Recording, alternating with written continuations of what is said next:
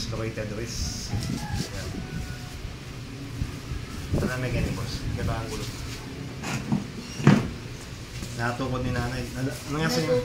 Natukod. Nadulas siya, natukod niya ito. Siyempre matik yan bago tumama ulo. Ito yung gagawin defense. Ilan ang kumbano ah? Sigat kitatan ko. Ayan, pag-nip. Pero maraming panapin ng milyari yan. Lasing ko kasi, kasado na. Kamas ka naman na ako.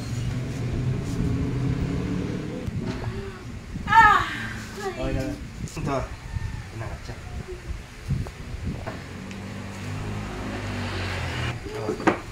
Ayan. Ayan guys.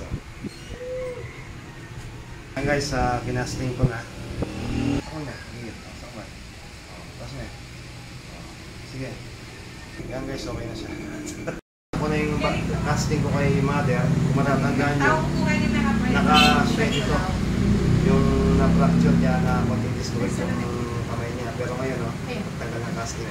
Kasi 1 week pa lang ngayon, pero ngayon tingnan mo. Diretso na.